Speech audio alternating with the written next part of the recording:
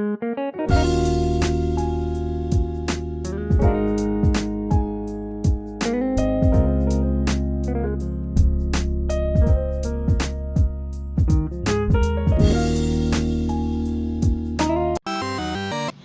apa kabar semuanya? Semoga sehat selalu dan tetap semangat ya meskipun belajar di rumah aja.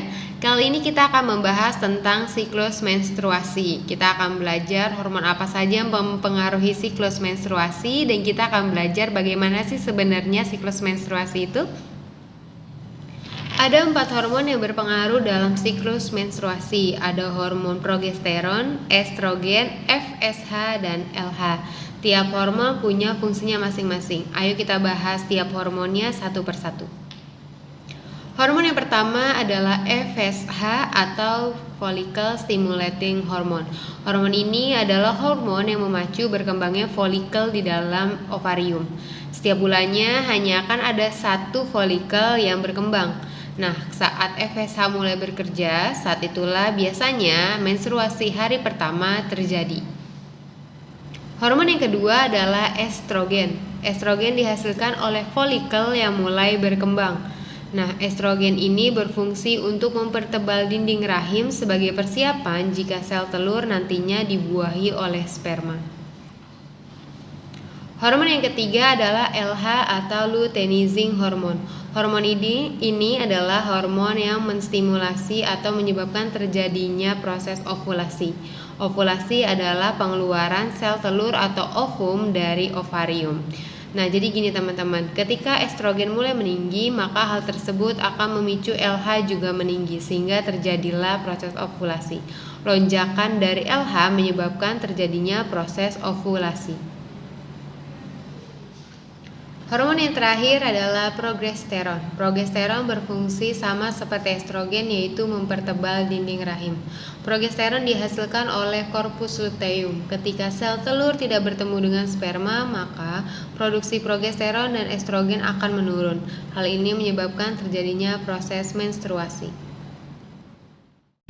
Sekarang kita akan belajar siklus menstruasi melalui grafik yang ada. Dari grafik kita bisa lihat bahwa pada hari 1 sampai 5 disebut dengan flow fase atau fase menstruasi. Pada hari 1 sampai ke 5, sel telur atau ovum mulai memiliki folikel. Hal ini dipicu karena FSH mulai meninggi. Bisa dilihat dari grafik, hormon FSH yang berwarna hijau mulai meninggi, sedangkan hormon progesteron berada pada posisi terendahnya. Bisa dilihat juga dari gambar yang ada bahwa pada hari 1 ke 5 dinding rahim itu meluruh sehingga terjadilah proses menstruasi. Berikutnya pada hari ke-6 sampai ke-14 ditandai dengan meningginya hormon estrogen dan juga endometrium atau dinding rahim yang mulai menebal. Hal ini disebabkan karena sel telur mulai dikelilingi oleh folikel yang makin banyak. Folikel yang makin banyak ini memicu estrogen juga semakin tinggi sehingga dinding rahim juga semakin tebal. Pada hari ke-6 sampai 14 ini disebut dengan follicular phase atau fase folikuler karena banyaknya folikel pada fase ini.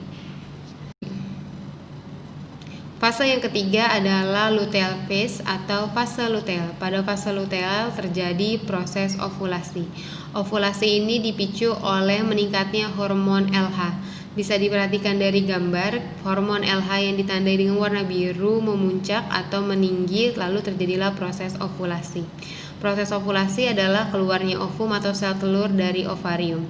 Ketika sel telur keluar dari ovarium, maka sel telur akan meninggalkan folikelnya. Folikel yang ditinggalkan oleh sel telur atau ovarium ini membentuk korpus luteum.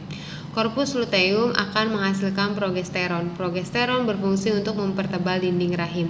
Jadi pada hari ke-15 sampai 28 dinding rahim akan menebal ya. Ketika tidak terjadi pembuahan, maka korpus luteum akan menghilang dan menyebabkan progesteron juga menurun sehingga terjadi kembali proses menstruasi. Jadi setelah hari ke-28 kembali lagi ke hari yang pertama di flow fase.